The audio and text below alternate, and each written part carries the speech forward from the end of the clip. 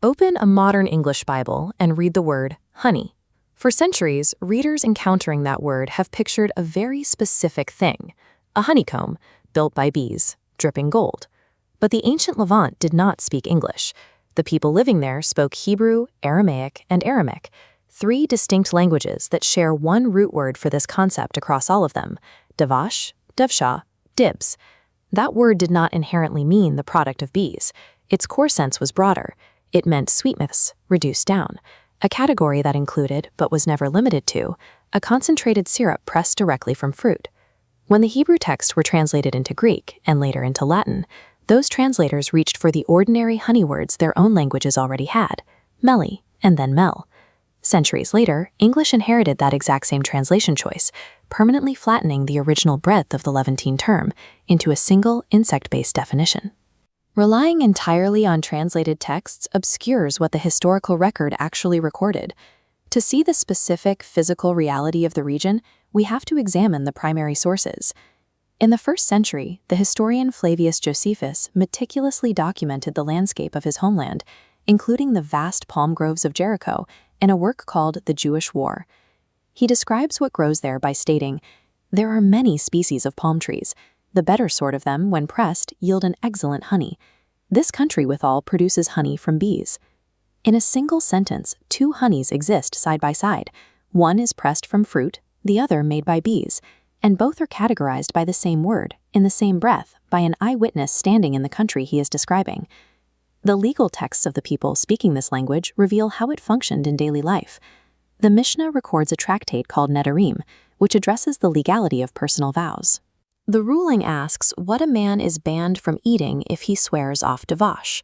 The answer dictates that an unqualified ban applies to bee honey. Under this vow, he is legally permitted to continue eating date syrup. Turn to the temple offering laws in the Jerusalem Talmud, specifically the tractate Bikkurim, and the definition shifts. Bringing first fruits to the temple required produce grown directly from the soil. The rabbis ruled that since a bee is not an agricultural crop, the devash brought as an offering cannot be from a hive. By law, it must refer to dates. The same word pointed in two entirely different directions, dictated entirely by the specific context of the question being asked. The written record meets the ground at an excavation site called Tel Rehov in Israel's Jordan Valley, dating to the 10th century BC. Here, archaeologists uncovered 30 clay cylinders. The physical evidence you see embedded in the excavation wall represents a massive apiary. But the biological remains tell a specific story. Bee fragments identified inside these cylinders trace back to Anatolia, hundreds of miles north. Operating an apiary at this scale required importing and maintaining a foreign species of bee that did not live locally in the Levantine climate.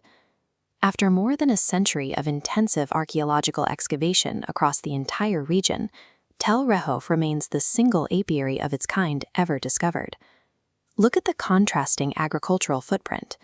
This aerial view shows the massive scale of the region's date palm cultivation. It is a native industry stretching across the Judean oases and worked continuously across centuries. A solitary imported bee operation stands against a vast, generations-deep native fruit economy.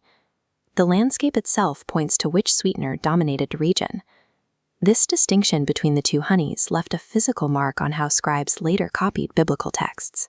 In most traditional English translations, Luke 24:42 states that the resurrected Jesus was given a piece of broiled fish and a honeycomb. This papyrus fragment, known as Papyrus 75, represents one of the earliest surviving manuscript traditions, copied around the year 200. The text reads simply that he was given fish. The honeycomb is absent. This exact pattern continues in major 4th century texts.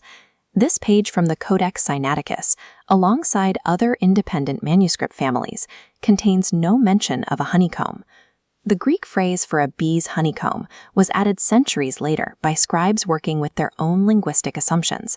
We have a 1st century historian explicitly naming two honeys in one sentence. We have rabbinic law splitting the same word two different ways depending on the question asked. We have a single excavated apiary built on imported bees standing against a massive fruit economy. And we have gospel manuscripts where a honeycomb enters the text long after it was written. The ancient Levant was full of sweetness.